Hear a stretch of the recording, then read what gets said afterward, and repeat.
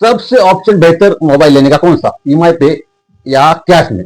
अभी कैश तो सबके पास होता है लेकिन टाइम लगता है, लेकिन हमको आदत से लग गई मोबाइल की, हर किसी के पास मोबाइल आता है इसलिए मोबाइल चाहिए, तुरंत चाहिए। इसलिए ज्यादातर क्या लोग कहते हैं ईएमआई पे लेते हैं।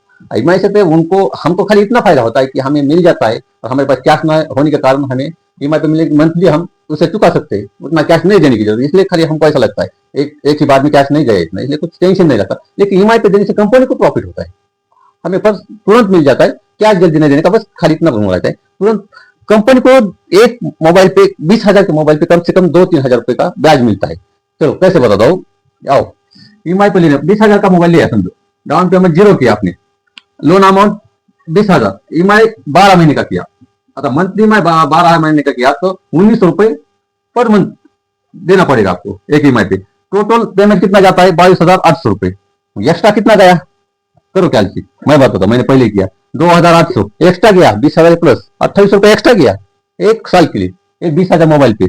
और दूसरा ऑप्शन कितना, डाउन पेमेंट। डाउन पेमेंट का बेहतर ऑप्शन रहता है, कभी ज्यादा डाउन पेमेंट करो क्योंकि इससे ब्याज कम जाता है। डाउन पेमेंट समझो 5 का किया तो 15,000 लोन अमाउंट हो गया, ईएमआई कितना 1,400 रुपए, 1,400 रुपए 12 महीने का ईएमआई 1,400 रुपए हो गया। तो इस पे ऊपर कितना ब्याज जाता है, 21 रुपए, खाली 2,100 रुपीज ब्याज जाता है, कम ब्याज जाता है। इसलिए बोला मैंने पहले जितना हो सके डाउन पेमेंट करो, डाउन पेमेंट जितना करोगे उतना ब्याज कम जाएगा, यही सही, जितना ज्यादा डाउन पेमेंट हाँ सही है।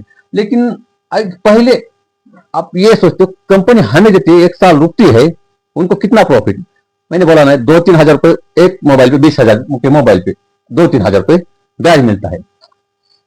पहले वो क्या करते हैं, आपने जीरो डाउन पेमेंट पे लिया वो तो पहले आपको मोबाइल का रेट पहले महंगा करके बता देते थी, इसलिए आपको क्या लगता है मोबाइल का रेट भी उसके ऊपर जो है वही है, जीरो डाउन पेमेंट पे है, अच्छा ऑफर है इसलिए हम लेते हैं। वो क्या उनका कंपनी का फायदा, उसमें वो फाइनेंस वाले का फायदा। अब 20,000 के मोबाइल पे 2-3 हजार याद जाता है तो कंपनी उसमें क्या क्या प्रॉफिट लेते हैं, एक तो processing fee, late payment penalty, EMI ब्याज, ईएमआई पे ब्याज, वो प्लस अपना फोन महंगा करके बेचती है वो अलग। और लोग क्या इससे क्या करते हैं, जल्दी जल्दी मोबाइल लेते हैं और एक्सचेंज भी करते हैं, एक साल यूज में क्या तुरंत बदलो तुरंत बदलो, इससे लोग क्या लगता है अरे down payment zero down payment तो मिल रहा है, चलो 5-6-7 महीना यूज किया, एक साल किया, नहीं ये अच्छा मॉडल नहीं दूसरा आया तो तुरंत लेते। इससे कंपनी को पूरा पता चलता है कौन सा मॉडल कहाँ पर बिक रहा है और कौन से देश में क्या क्या, तो इसलिए कंपनी उस मॉडल को जल्दी जल्दी बाजार में बेचती है, इससे कंपनी को प्रॉफिट होता है।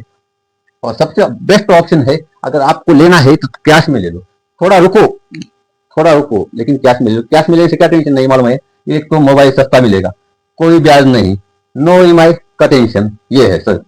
और सबसे बेहतर अगर ईएमआई पे ले रहे हो ना, आपको ईएमआई पे ले रहे हो खाली इस बात का ध्यान रखो, कौन से, एक डाउन पेमेंट चेक करो कितना देने का है, टोटल अमाउंट चेक करो, प्रोसेसिंग लेट फी कितना है ये चेक करो मोबाइल पे लेने का। लेकिन मैं तो कहता हूँ लेना है तो कैश के ले लो, नहीं लेना तो जितना हो सके उतना डाउन पेमेंट करके ले लो, यही सही ऑप्शन है।